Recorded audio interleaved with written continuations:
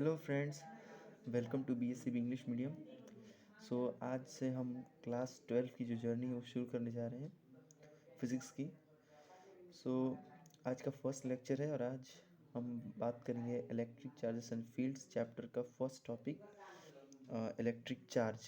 NCERT के हिसाब से देखें तो इलेक्ट्रिक चार्ज है और इस वीडियो में हम एनसीईआरटी तो पढ़ेंगे, साथ में नोट्स के साथ आपको एक्सप्लेन करेंगे। ठीक है, अब इंट्रोडक्शन पढ़ लेते हैं थोड़ा सा। All of us have experience of seeing a spark or hearing a crackle when we take off our synthetic clothes or sweater, particularly in dry weather. This is almost inevitable with ladies' garments like polyester sari. Have you ever tried to find any explanation for this phenomena? मतलब इतना कहना ये चाहता है कि जब हमने कभी ना कभी लाइफ में एक्सपीरियंस किया है, जब हमने स्पार्क देखे, स्पार्क मतलब चिंगारी टाइप का देखे हम, या फिर हियरिंग अ क्रैकल।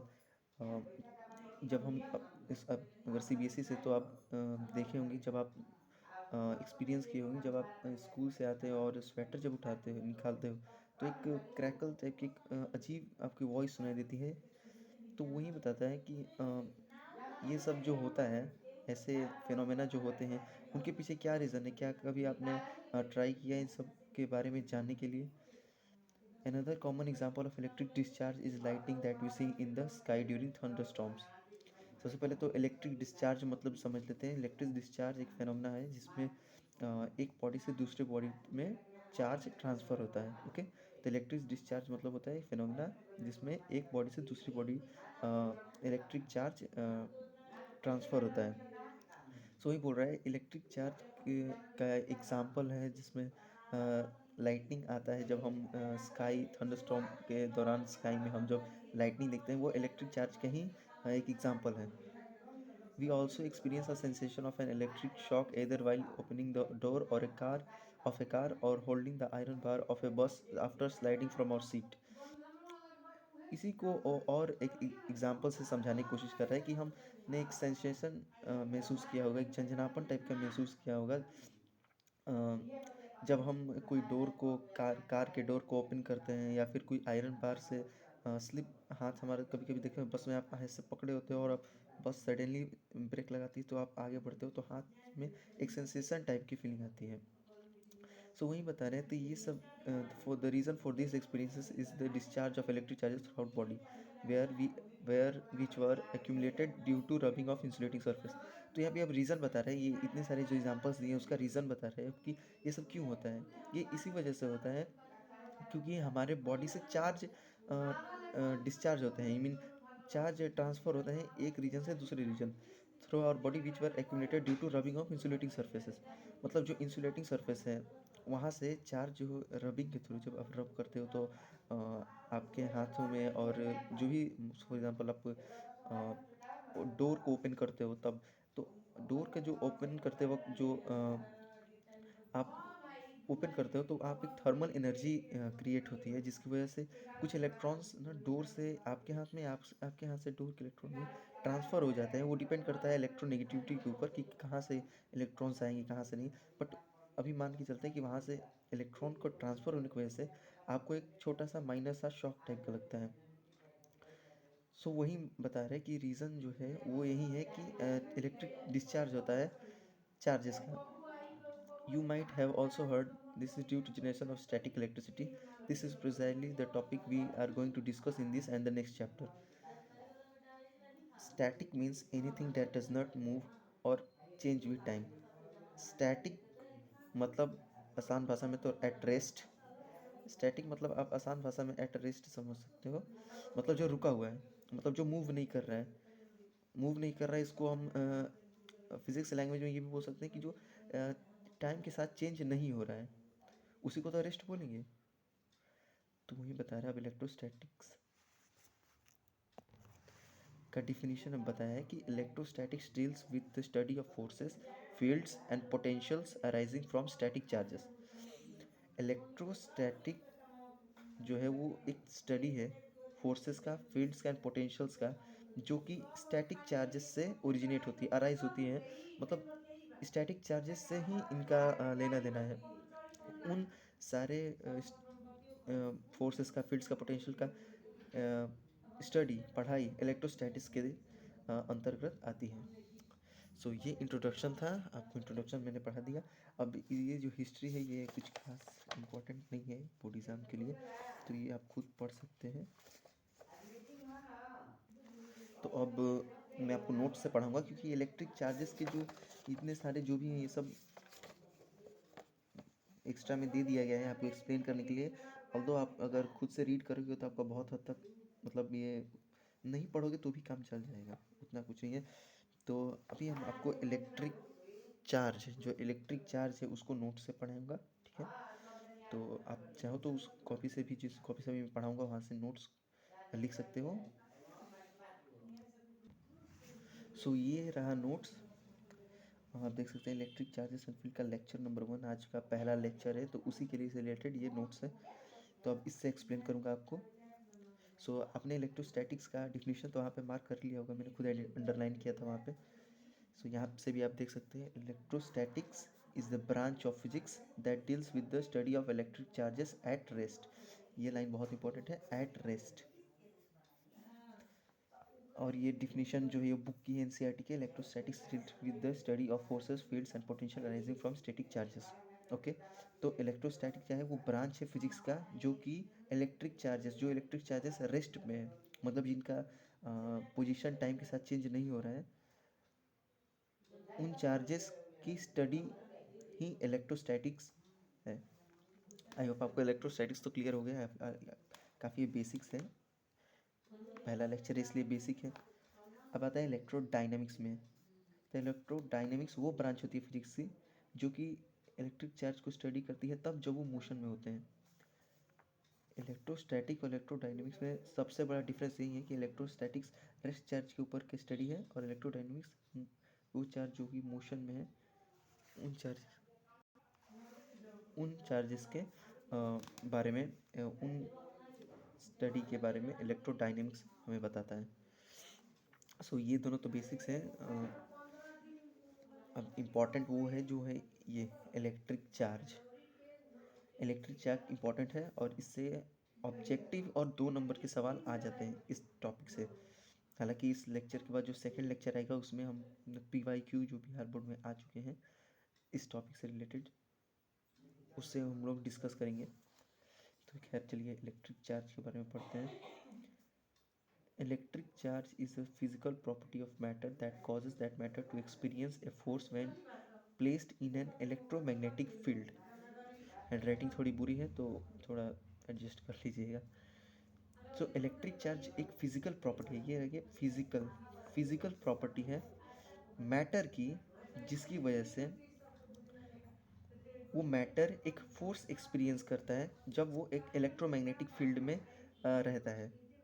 अब किसी मैटर में अगर चार्ज होगा, मतलब अगर वो चार्ज रहेगा तो वो एक इलेक्ट्रोमैग्नेटिक फील्ड में एक फोर्स एक्सपीरियंस करेगा। तो ये जो प्रॉपर्टी है मैटर की, इसे हम लोग कहते हैं electric charge. Clear? Okay. So electric charge की जो एसआई यूनिट होती है कूलम, इसको सी से डिनोट किया जाता है।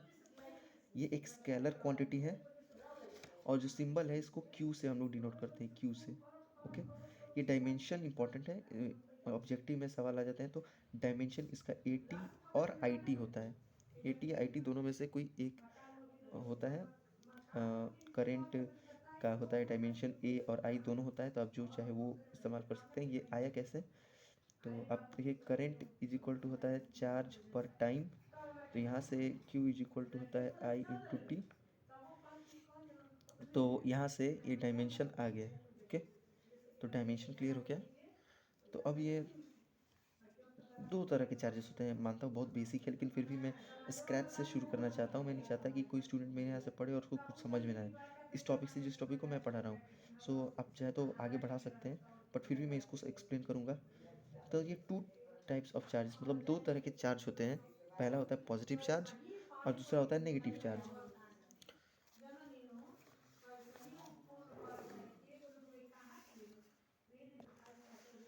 सो पहले आते हैं पॉजिटिव चार्ज के ऊपर। तो पॉजिटिव चार्ज क्या होता है, when an object loses electrons then that object becomes positive charged. मतलब फॉर एग्जांपल कोई ऑब्जेक्ट है, इससे कुछ इलेक्ट्रॉन सपोज़ 5 इलेक्ट्रॉन्स निकाल लिए गए हैं। कैसे निकाले हैं वो बाद में बताएँगे। सपोज़ 5 इलेक्ट्रॉन्स निकाल गए, तो इस ऑब्जेक्ट के अब इलेक्ट्रॉन निकलने के बाद इस ऑब्जेक्ट के ऊपर +5 चार्ज आ जाएगा। मतलब इसमें अब 5 इलेक्ट्रॉन की कमी है। ओके? तो पॉजिटिव चार्ज वो होता है जो इलेक्ट्रॉन लूज़ कर देता है, और जितना लूज़ करेगा उतना ही उस ऑब्जेक्ट के ऊपर लूज़ करने के बाद उतना चार्ज आ जाएगा पॉजिटिव में। दूसरा दूसरा पॉइंट है मास डिक्रीजेस इन पॉजिटिव चार्ज। मैंने अभी बताया, जब ऑब्जेक्ट में से इलेक्ट्रॉन निकल जाता है तब वो पॉजिटिव बनता है। तो इलेक्ट्रॉन के पास भी तो मास होता है, बहुत ही कम होता है, बट एटॉमिक लेवल पे अगर हम बात करें तो कम होता है। अ, मतलब जब ये निकल जाएगा यहाँ से इलेक्ट्रॉन, 5 इलेक्ट्रॉन सपोज़ निकल गया, तो यहाँ पे 5 इलेक्ट्रॉन का जो मास है वो भी तो निकल गया इसके साथ। तो इस वजह से बोला जाता है कि पॉजिटिव चार्ज जो बॉडीज़ होती हैं उनके में मास पहले के मुकाबले कम हो जाता है, डिक्रीज़ कर जाता है। अब समझ में आया क्यों डिक्रीज़ होता है? क्योंकि इलेक्ट्रॉन निकल जाता है, तो इलेक्ट्रॉन निकलने की वजह से इलेक्ट्रॉन में जो मास है वो भी इनसे निकल जाता है, तो जिसकी वजह से इनका जो मास होता है वो कम हो जाता है। ओके, इतना एक्सप्लेन काफ़ी है। दूसरा, negative charge. When an object gains extra electrons then that object becomes negative charged. आपको पॉजिटिव समझ में आ गया हो तो नेगेटिव भी समझ में आ जाएगा। कि कोई अगर ऑब्जेक्ट है, सपोज़ ये ऑब्जेक्ट है, तो इस ऑब्जेक्ट में अगर मैं 5 इलेक्ट्रॉन ऐड कर दूँ, सपोज़ 5 इलेक्ट्रॉन ऐड कर दूँ, तो इसके बाद जो ऑब्जेक्ट बन जाएगा, इसमें -5 का चार्ज आ जाएगा। क्यों? क्योंकि इसमें एक्स्ट्रा इलेक्ट्रॉन्स ऐड कर दिए हैं। जितना इलेक्ट्रॉन्स आप ऐड करोगे उतना इस पे माइनस चार्ज आ जाएगा। ओके? उसी लॉजिक के साथ इसमें ये होता है कि मास इंक्रीजेस इन नेगेटिव चार्ज। तो जब आप इसमें एक्स्ट्रा इलेक्ट्रॉन्स ऐड करोगे, तो इलेक्ट्रॉन्स के पास भी अपना छोटा मोटा जो भी ये मास है, थोड़ा बहुत है बेचारे के पास, तो उस मास को वो इसमें लेके आएगा, तो ओवरऑल इसका मास बढ़ जाएगा, राइट? तो इसलिए बोला जाता है कि मास इंक्रीजेस इन नेगेटिव चार्ज।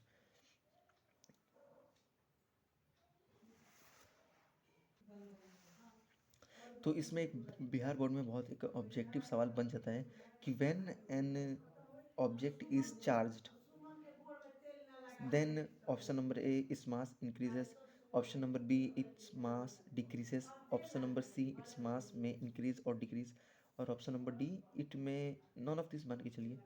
तो आपको अगर बोला है कि कोई ऑब्जेक्ट चार्ज्ड है, तो आप सी ऑप्शन मारिएगा कि वो इंक्रीज भी हो सकता है, डिक्रीज भी हो सकता है, क्योंकि आपको नहीं पता है वो चार्ज है तो कौन सा चार्ज है, पॉजिटिव चार्ज है कि नेगेटिव चार्ज। तो सिर्फ चार्ज अगर बोले तो आप में इंक्रीज में डिक्रीज, ये इस वाले ऑप्शन पे मारिए। ओके? अगर पॉजिटिव होगा तो उसका मास डिक्रीज हो जाएगा, नेगेटिव है तो उसका मास इंक्रीज हो जाएगा। एक important note, charge always comes with mass while mass में और may not comes with charge. अब ये दोनों अगर आपको अच्छे से समझ में आया होगा तो ये आपकी लाइन के लिए, ये लाइन ज़्यादा मतलब आपको आसानी से समझ में आ जाएगा कि जो चार्ज है वो हमेशा मास के साथ आएगा ही आएगा, मतलब एसोसिएटेड है चार्ज मास के साथ। वहीं मास चार्ज के साथ एसोसिएटेड हो भी सकता है और नहीं भी हो सकता है। अब ये क्या बोल रहा है, चार्ज ऑलवेज कम्स विथ मास, मतलब ये ऑब्जेक्ट है,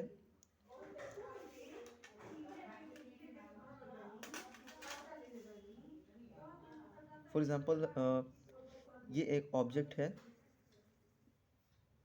जिसके ऊपर -5 कूलम चार्ज है। इस ऑब्जेक्ट के ऊपर -5 कूलम चार्ज है, तो इसके पास चार्ज है और मास भी है, क्योंकि आफ्टर ऑल इलेक्ट्रॉन्स ही तो और इलेक्ट्रॉन्स प्रोटॉन न्यूट्रॉन्स यही जो तो है वो मास बनाते हैं किसी भी एटम के ऊपर।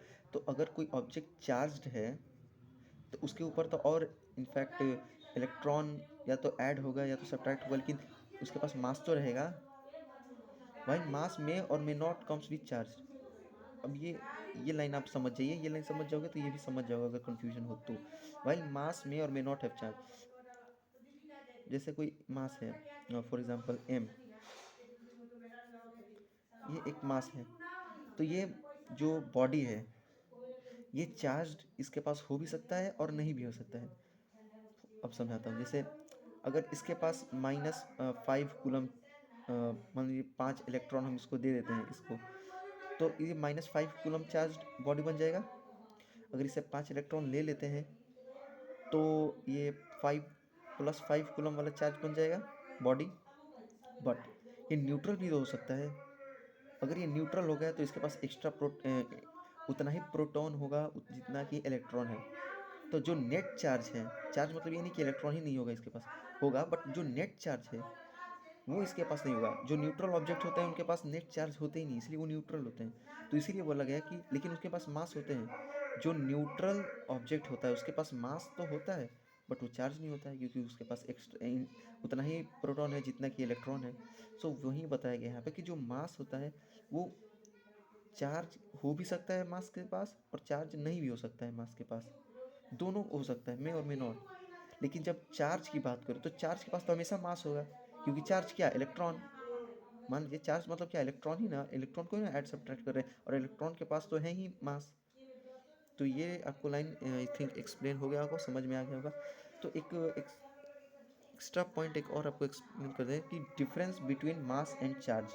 चार्ज और मास में क्या डिफरेंस है, इतना चार्ज मास हम लोग कर रहे हैं, तो डिफरेंस भी इनके बीच जान लिया जाए।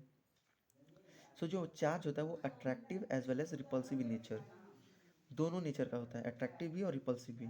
क्यों होता है आपको पता होगा, पॉजिटिव पॉजिटिव चार्ज रिपेल करते हैं, पॉजिटिव नेगेटिव चार्ज अट्रैक्ट करते हैं। मतलब सेम चार्जेस सेम चार्जेस जो होते हैं वो एक दूसरे को रिपेल करते हैं। वो डिफरेंट चार्जेस होते हैं, जो एक पॉजिटिव और एक नेगेटिव हो गया, तो वो चार्जेस एक दूसरे को अट्रैक्ट करते हैं। तो वो दोनों कर सकते हैं कि अट्रैक्ट भी कर सकते हैं, रिपल्सिव भी कर सकते हैं। बट जो मास है वो सिर्फ अट्रैक्ट कर सकता है। आप 11th क्लास में पढ़े होंगे, तो जो अट्रैक्टिव होगा ये आपको पता होगा 11th में F=, G1 G2/r² टाइप के जो ग्रेविटेशनल फोर्स होता था, तो वो सिर्फ अट्रैक्टिव होता है, वो रिपल्सिव नहीं होता है। इतना तो आपको पता होगा। तो बेसिक डिफरेंस ये है कि अट्रैक्टिव है, ये रिपल्सिव है, ये सिर्फ अट्रैक्टिव ही है, मास। और ये एक एडिशनल है, it is independent of speed, it depends upon speed. ये स्पीड के ऊपर डिपेंड करता है मास। अगर आप लाइट की स्पीड से चलोगे तो आपका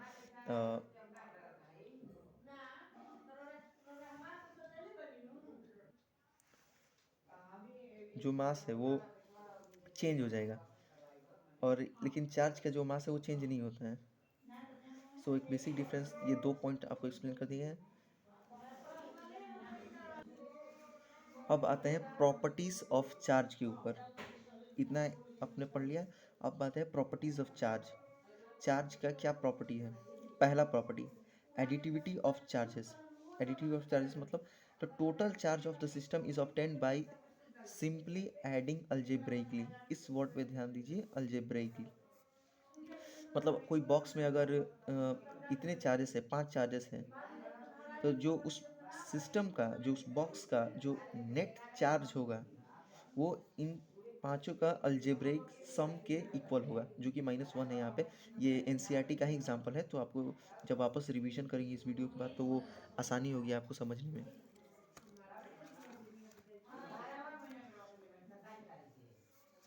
तो एडिटिविटी ऑफ चार्जेस आपको समझ में आ गया होगा, I hope. For example if a system containing 5, उसी को इंग्लिश में वही है। दूसरा आता है कंजर्वेशन ऑफ चार्ज, इंपॉर्टेंट है, बहुत इंपॉर्टेंट है। Total charge of the isolated system is always conserved और कांस्टेंट। मतलब कोई आइसोलेटेड मतलब क्या होता है, जो बहुत दूर हो, मतलब अकेला हो। आइसोलेट मतलब अकेले होते हैं ना, बहुत कुछ लोग आइसोलेट होते हैं जिसको सॉलिट्यूड बोलते हैं, एकांत। तो वैसे आइसोलेटेड अगर कोई सिस्टम अगर अकेले में अकेला है, आई मीन आइसोलेटेड है, तो उसमें जो टोटल चार्ज होगा ना वो हमेशा कांस्टेंट रहेगा। अब इसको एक्सप्लेन करके समझाता हूँ।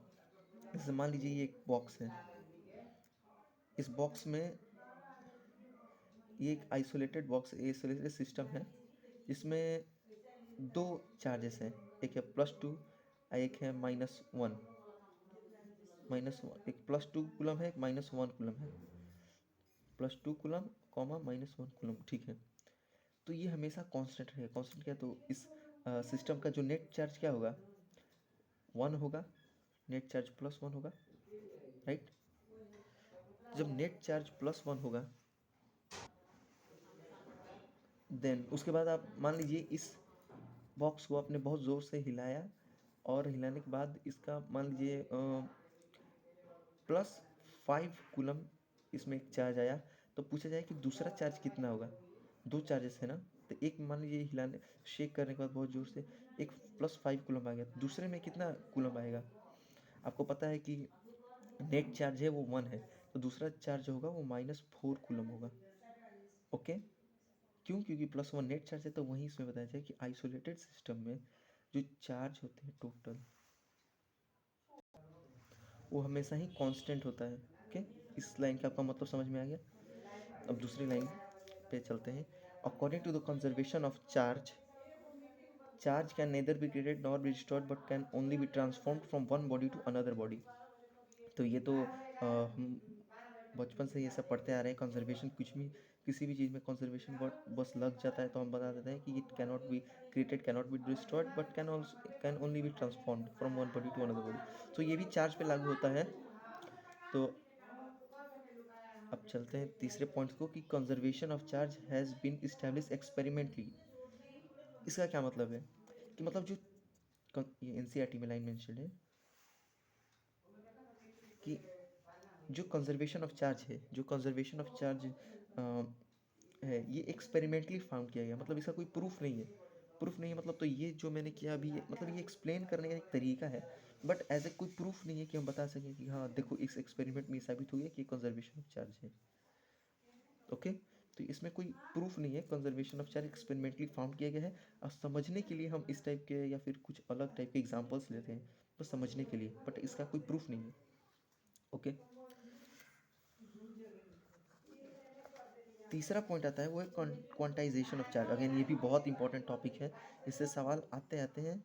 और इससे 2023 में बोर्ड एग्जाम में, बिहार बोर्ड के 2023 में एक ऑब्जेक्टिव में सवाल आया था। अभी एक ऑब्जेक्टिव में एक सवाल आया था इससे, तो इसको समझ लीजिए, हर साल ही आता है। According to quantization of charge, charge always exist in integral multiple of fundamental charge. For example, मतलब क्या, कोई भी चार्ज किसी भी बॉडी पे होगा तो वो इंटीग्रल मल्टीपल होगा किसी एक फंडामेंटल चार्ज का। समझाता हूँ। जैसे कि कोई बॉडी है, सपोज ये एक बॉडी है, तो इस बॉडी पे ना या तो 5 कूलम चार्ज आप इसको दे सकते हो, मतलब 5 कूलम चार्ज आप इसको दे सकते हो, सॉरी 5 इलेक्ट्रॉन आप इसको दे सकते हो, या 5 इलेक्ट्रॉन इससे ले सकते हो। चार्ज गलती बोला गया था, बट 5 इलेक्ट्रॉन आप दे सकते हो या 5 इलेक्ट्रॉन आप ले सकते हो। फंडामेंटल चार्ज मतलब क्या? फंडामेंटल चार्ज मतलब इलेक्ट्रॉन की बात हो रही है यहाँ पे। ओके? तो इसी को बोला जाता है क्वांटाइजेशन ऑफ चार्ज। अब ऐसा नहीं हो सकता कि 2.5 इलेक्ट्रॉन आप इसको दे सकते हो। कभी सुना कि 2.5 अढ़ाई इलेक्ट्रॉन दे दो?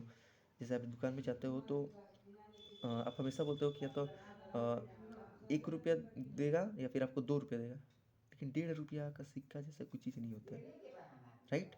वैसे ये जो 1.5 रुपये की जगह क्या बोलेगा, या तो 1 रुपया ले लो या तो 2 रुपया ले लो, लेकिन 1.5 रुपया जैसा कोई चीज़ नहीं होता है। अब मैं वो नहीं बात कर रहा हूँ कि आप मोबाइल से कर दो, वो बात नहीं कर रहा हूँ मैं, कॉइन की बात कर रहा हूँ मैं। तो वैसे ही इसमें भी अब वो है कि आप सिर्फ या तो 2 3 4 -1 -2 इस टाइप के आप या तो दे सकते हो इलेक्ट्रॉन, या आप ले सकते हो, बट आप पॉइंट्स में इलेक्ट्रॉन दे या ले नहीं रख सकते हो। तो उसी को यहाँ पे बोला है Q is equal to plus minus n. Q क्या है? Charge on the body. N क्या है? Integer. E charge on one electron. Okay, explain हो गया। We cannot find charges such as 1.7 e -2.9 e, इस टाइप के चार्जेस ना हम दे सकते हैं ना हम ले सकते हैं।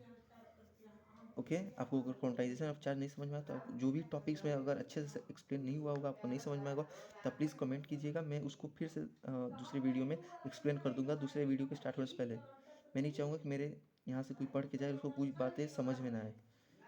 तो आप, अगर आपको कोई भी शिकायत हो तो आप कमेंट कर दीजिएगा। वैसे ये टॉपिक ख़त्म हो गया है चार्ज का। अभी कंडक्शन, कंडक्टर्स, इंसुलेटर्स और मेथड ऑफ चार्जिंग वो नहीं होगा, वो उसके लिए सेपरेट वीडियो होगा, क्योंकि ये वीडियो ऑलरेडी काफ़ी लंबा हो चुका है। सो जो अब इसके बाद जो नेक्स्ट टॉपिक पे ऊपर जो वीडियो में आने वाला है, जो लेक्चर नंबर 2 होगा, उसके ऊपर जो बिहार बोर्ड के PYQ हैं, प्रीवियस ईयर क्वेश्चंस हैं, अब तक जितना मैंने पढ़ा है यहाँ तक क्वांटाइजेशन ऑफ चार्ज के ऊपर तक, उसमें से जितने भी प्रीवियस ईयर क्वेश्चंस में बिहार बोर्ड में आए हैं, 1 नंबर में हो या 2 नंबर में, 5 नंबर में, इतना में 5 नंबर तक नहीं आता है। तो 1 या 2 मार्क्स में जितने भी सवाल होंगे वो कल के वीडियो में आएँगे और आप उसको देख लीजिएगा, आप तैयारी कर लीजिएगा, क्योंकि 2024 में अगर आपको अच्छा नंबर लाना है तो अभी से ही आपकी तैयारी अच्छी होनी चाहिए। सो आपका काम क्या है, अब जाना है, अगर आप इसी नोट्स को फॉलो कर रहे हैं तो ठीक बात है। अगर आप अपने से कोई नोट्स बना रहे हैं या कुछ कोचिंग का दृष्टि का नोट्स ले रहे हैं तो उसको रिवाइज कर लें और यहाँ तक आप अच्छे से रिवीजन कर लें, क्योंकि कल इसके ऊपर वीडियो आने वाला है जो कि PYQ बेस्ड होगा। ओके, बहुत छोटा वीडियो होगा क्योंकि ज़्यादा क्वेश्चंस नहीं आएंगे। और इसके बाद जो नेक्स्ट टॉपिक है, कंडक्टर्स इंसुलेटर हो गया या फिर मेथड ऑफ चार्जिंग हो गया, वो आएगा। तो तब तक के लिए आप पढ़ाई करते रहिए। तब तक के लिए ओके बाय। आप रिवीजन ज़रूर कीजिएगा।